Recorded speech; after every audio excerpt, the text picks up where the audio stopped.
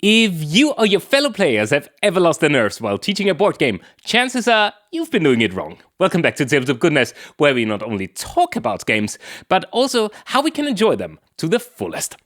Well, if you want to introduce your, significant other, friend or kid to a new game, there is one crucial thing that you should make sure you do beforehand, and that is familiarizing yourself with the game first. And I mean, really, know the rules. Nothing can get more frustrating or confusing if you tell someone one rule but need to amend it later.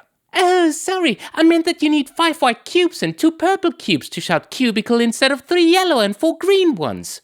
You're the expert. You got this. So, say you know the rules. You set up the game, you pull out your hefty 90-page rulebook, and you read it out loud like a bedtime story. That sound like a good idea? Well, surely not. Rules are written in a specific order so that you have all the context if you need to brush up on them, but they are not necessarily written to be taught like that. I prefer to get people started as fast as possible, as every action that you take yourself sits so much more comfortably in your brain than learning a game, on paper first. Yes, there is merit in learning by doing, and no, this does not only apply to super complex games.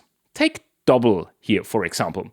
There's a few pages of rules, but if you tell someone whoever acquires the most cards wins once the stack is empty, everyone gets a card, find an item on your card that matches with an item on the top card.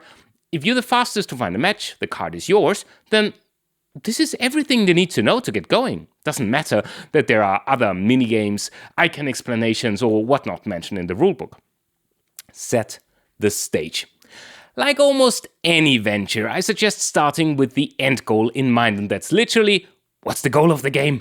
2 to 3 easy steps here. If there's any flavor story, tell it or read it. It does set the stage and makes people want to know more about the game. Then, how do you win this game? And if there's a specific condition that lets you lose the game, how would you lose the game? Nothing ruins a game more than telling someone halfway through, or worse, I guess at the end of the game, I receive 40 extra points because I placed my green cubes on yellow ones, and they were not even aware that this is even possible, necessary, or in any way allowed. How to begin? A lot of games have different phases, and those phases might have different turns with possible actions. If the game allows to just highlight the phases, in ISS Vanguard, for example, you have ship management and planetary exploration. Start the game with the first phase and get people playing. It's also not necessary to explain every possible die roll. If you roll a 6 for something and you can't change the result of that roll in any way, there is little use in going into detail what a 2 or 5 would or could have done. Explain as you go. Some games like Elder Scrolls Betrayal of the Second Era even feature reference sheets. Hand them out. They allow to track the state of the game without anyone having to remember what's yet to come. Knowing your audience is crucial here as well. Are your players pros, casuals, newcomers? Did they play a game that has similar rules that are potentially significantly different in a crucial point? Let them know. If you play a game that is, for example, like in almost every way, but the +4 does something wildly different, like you have to draw 4 cards, make sure to mention that. A lot of rules have also been written very explicitly for tournament applications, where a very clear wording is important.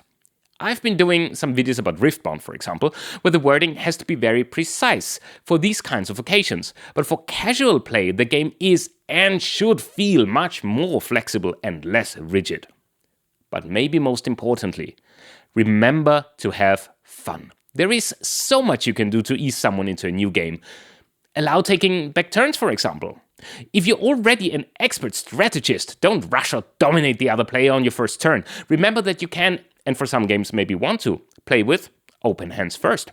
Especially if there are a lot of card questions. Some games like Spirit Island feature a complexity rating on every character that you can play. Maybe don't let someone start out with the most complex character. Same goes for scenarios. Some games have more difficult scenarios or allow for changing the difficulty in some other way. Do that. You don't start out learning about nuclear physics first, you get the basics down and then you build from there, right?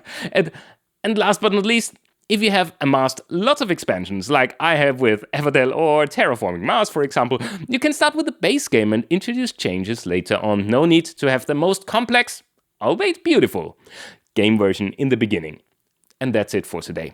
I hope there were some good insights for you here. I've been teaching games for a long time in the meantime, and got lots of games taught at a lot of different occasions and conventions, with some of them being hit and miss. One thing I can say for certain though, if you can get someone into a game that you enjoy very much already, it only gets better. And with that, see you again next time on Tabletop Goodness.